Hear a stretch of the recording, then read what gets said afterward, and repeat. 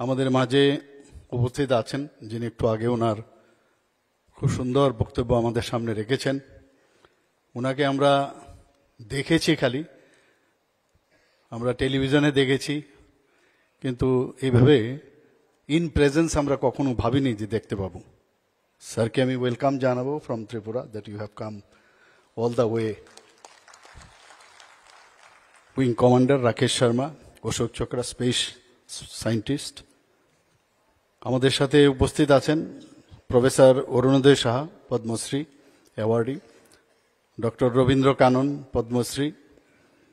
ওনার সাথে আমার অনেক আগের থেকেই পরিচয় আছে, একবার একটা সার্জারিতে ওনার সাথে আমার দেখা হয়েছিল ওটিতে। Shri Gokul Chandra Das, Padmashri. Shrimati Geetanjali Shree, international Booker awardee. আমাদের মাঝে উপস্থিত আছেন professor Ratan Shah, vice chancellor, Techno University Tripura. Shri Bikat Chowdhury, Rabindra awardee. ওনার সাথে অনেক আগের থেকেই পরিচয়, অনেক দিন বাদে দেখা হয়েছিল। প্রথমে আমি ওনাকে চিনতে পারিনি, পরবর্তী সময়ে একটু যখন বসলো হাসলো একটু, তখন বুঝলাম যে উনি বিকজ দা আমাদের সাথে আছেন। আমাদের মাঝে উপস্থিত আছেন সবার পরিচিত মুখ এবং ক্রীড়া জগতে বিশিষ্ট ব্যক্তিত্ব শ্রী রূপক সাহা মহোদয়। তাছাড়া আমাদের মাঝে উপস্থিত আছেন ডক্টর সামন্ত চক্রবর্তী, প্রেসিডেন্ট উড়ান। এবং এখানে যারা লেখক, সাহিত্যিকরা, কবি, সাহিত্যপ্রেমী, বিশিষ্ট ব্যক্তিবর্গ, উড়ানের সদস্যা এবং সাংবাদিক বন্ধুরা, সবাইকে এখানে আপনারা এই উপস্থিত থাকার জন্য হার্দিক অভিনন্দন ও শুভেচ্ছা জানাচ্ছি। সত্যি আমি কোনোদিন ভাবিনি যে এই ধরনের একটা প্রোগ্রাম হতে পারে। যখন উড়ানের পক্ষ থেকে সমস্ত সদস্যরা আমার কাছে এলেন, বললেন যে এই ধরনের আমরা একটা প্রোগ্রাম, একটা সাংস্কৃতিক সংগঠন আমরা, এবং এখানে এই ধরনের একটা আয়োজন আমরা রেখেছি। আমি প্রথমে বুঝতে চেষ্টা করলাম, এক তো উড়ানের শব্দের বিষয়টা আমি বুঝতে চেষ্টা করলাম। পরবর্তী সময়ে যখন আমি কনভিন্সড হলাম যে না, এই সংস্থা হয়তো সামনের দিকে এই ধরনের যখন প্রোগ্রাম ওনারা করতে যাচ্ছে, নিশ্চয়ই সেটা মানুষের জন্য এটা খুবই ভালো হবে এবং আমাদের জন্য লাভবান হবে। 3 দিনের এই সাহিত্য সম্মেলন এখানে হচ্ছে। আমি ওনাদের প্রোগ্রামটা আমি দেখছিলাম যে বিভিন্ন স্লটে বিভিন্ন যারা বাইরের থেকে বিশিষ্ট ব্যক্তিরা আসছেন, সাংস্কৃতিক জগতের ব্যক্তিত্ব, বিভিন্ন অন্যান্য ক্ষেত্রেও যারা বিশিষ্টজনেরা ওনারা আসছেন, এবং 3 দিন সমানে তাদের কথা আমরা এখানে শুনব। যদিও রাজ্যের সরকারি ও বেসরকারি উদ্যোগে সাহিত্য উৎসব এখানে অনেকবার আয়োজিত হয়েছে, আমরাও সেটা এখানে কয়েকবার, আমিও নিমন্ত্রিত ছিলাম, আমিও এসেছি। তো আমার পক্ষে এটা সত্যি একটা আনন্দের বিষয় যে দেশ বিদেশের বহু খ্যাতনামা দিকপাল, সাংস্কৃতিক ব্যক্তিত্ব, তাছাড়া শিল্পী ও কবি সাহিত্যিকদের এখানে সমাগম ঘটেছে। এখানে আজকে আমরা এই সম্মেলনকে কেন্দ্র করে যারা শিল্পী, সাহিত্যিক, সৃজনশীল ব্যক্তিত্ব, সাহিত্য ও সংস্কৃতিপ্রেমী জনগণ যারা সমবেত হয়েছেন, তাকে আমি আমার ব্যক্তিগত তরফ থেকে এবং রাজ্য সরকারের তরফ থেকে হার্দিক অভিনন্দন, শুভেচ্ছা ও স্বাগত জানাচ্ছি। আমরা সবাই জানি, একটু আগে এখানে ঘোষক বলছিলেন যে আমরা যে জায়গায় আমরা আছি, সবাই জানেন যে যাকে মানে কালজয়ী সুরকার বলা হয়, গীতিকার, সঙ্গীতার্য কুমার শচীন্দ্র বর্মনের এই জায়গায় উনি আমাদের এই রবীন্দ্র ভবন আমাদের দান করেছিলেন এই সরকারকে। ওনার এই জায়গায় কিন্তু আজকে এই রবীন্দ্র ভবন, এবং এইরকম একটা শহরে, এবং রবি ঠাকুর সবসময় এখানে 7 বারের কথা বলা হয়েছে, কয়েকবার এখানে উনি এসেছেন।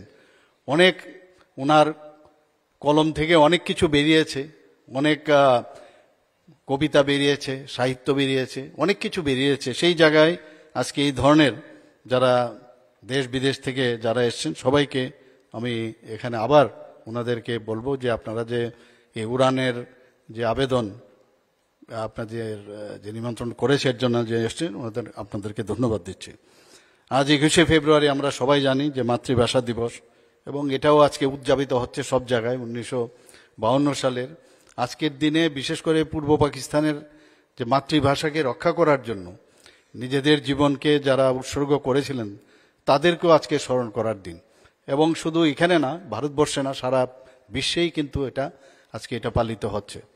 এবং যারা এই মাতৃভাষাকে রক্ষা করার জন্য যারা আত্মত্যাগ করেছেন, আমি তাদের প্রতি আজকের দিনে আমি শ্রদ্ধা নিবেদন করছি।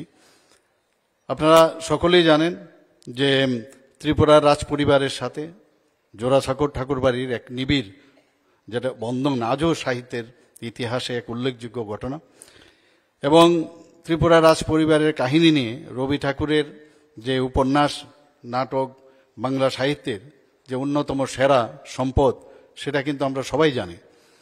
এবং শুধু তাই নয়, উনি কয়েকটা গানও এই শহরেই উনি লিখে গেছেন। এবং এই শহরে শুধু রবীন্দ্রনাথ নয়, আমাদের কাছে যা ইতিহাস আছে, ঔপন্যাসিক বিভূতিভূষণ বন্দ্যোপাধ্যায়ও এবং আরও অনেক কৃতি গুণী লেখক সাহিত্যিক এই ত্রিপুরা এবং আগরতলা এসে গেছেন।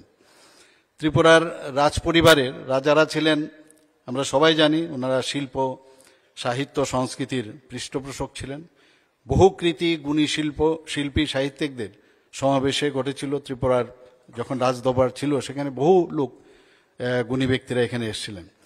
আমাদের ত্রিপুরার রাজাদের সম্পর্কে আমরা জানি, ওনারা একাধারে যেমন রাজকর্ম চালিয়েছেন, আবার আরেক দিক দিয়ে ওনারা নিজেরও কবি, চিত্রশিল্পী, সুরকার ও গীতিকার।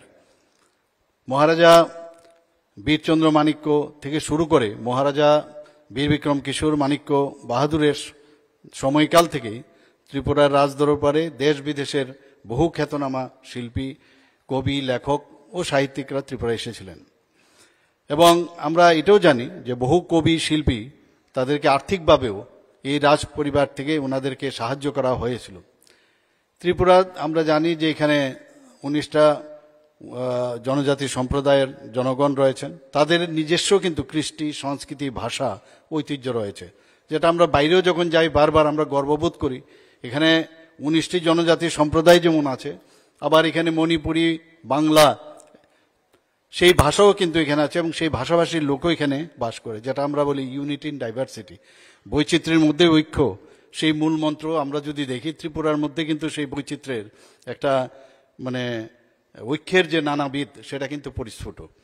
এখানকার প্রকৃতি, জল, হাওয়া, পরিবেশ, মানুষের জীবন যাত্রা, রীতিনীতি, পাহাড় ও সমতলের যে একটা নিবিড়, যে একটা বন্ধুত্বের যে সংস্কৃতির একটা উপাদান আমি বলতে পারি।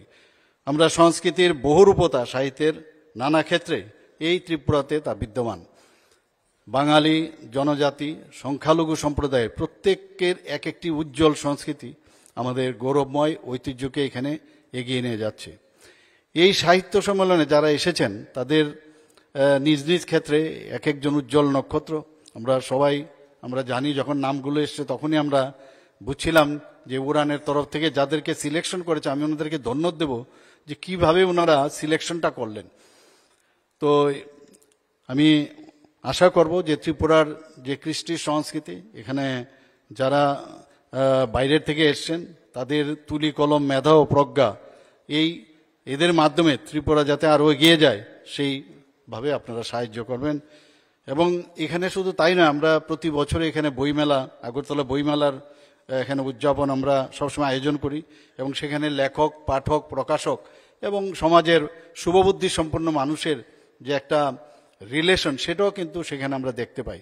শুধু এখানেই নয়, আগরতলাতে শুধু না, অন্যান্য মহকুমাতেও আমরা সেটা চেষ্টা করছি। বিশালগড়া এখনো সেই বইমেলা চলছে। শুধু তাই নয়, অটল কবিতা উৎসব এখানে আয়োজন করা হচ্ছে এবং এতেও কিন্তু আমাদের যারা কবি সাহিত্যিকরা তাদের যে সৃষ্টির যে সম্ভার, সেটা কিন্তু উপস্থাপন করার সুযোগ রয়েছে। সরকারি উদ্যোগে রাজ্য স্তরে নাট্য উৎসবের আয়োজন করা হয়। তথ্য সংস্কৃতি দপ্তরের উদ্যোগে আমরা একটা ক্যালেন্ডার, সাংস্কৃতিক ক্যালেন্ডার, সেটাও আমরা করেছি এবং সেই ক্যালেন্ডার অনুযায়ী প্রতিনিয়ত সারা বছরেই আমাদের বিভিন্ন অনুষ্ঠান এখানে হয়ে থাকে। তাছাড়া বেসরকারি উদ্যোগেও সেমিনার, আলোচনা সভা, কবি সম্মেলন, বিভিন্ন মনীষীদের যে জন্মদিবস উদযাপন, মেলা, উৎসব আয়োজনে সরকারিভাবে পৃষ্ঠপোষকতা করা হচ্ছে। আমরা চেষ্টা করছি ত্রিপুরার যাতে সংস্কৃতি আরও বেশি উর্বর হয়, সেই দিক দিয়ে কিন্তু আমরা আমাদের ত্রিপুরা সরকার এবং আইসিএ ডিপার্টমেন্ট থেকে মানে সবসময় চেষ্টা করছি। আমরা জানি যে ত্রিপুরাতে শুধু এইসব যে শিল্পী সাহিত্যিক বা সমাজের বিভিন্ন ক্ষেত্রে যে এখন পর্যন্ত আমাদের পদ্মশ্রী সম্মানে কিন্তু ভূষিত হয়েছে। এর মধ্যে আমাদের এখানে উপস্থিত আছেন গত এই বছরেই আমাদের ডক্টর অরুণোদয় শাহ, আপনারা সবাই জানেন উনি পদ্মশ্রী সম্মান লাভ করেছেন। তাছাড়াও ত্রিপুরা খেলাধুলার ক্ষেত্রেও কিন্তু আমরা একটু আগে ঘোষক বলছিলেন যে আমাদের একজন প্লেয়ারের নাম বলছিলেন, তো খেলাধুলার ক্ষেত্রেও ত্রিপুরার প্রচুর নাম।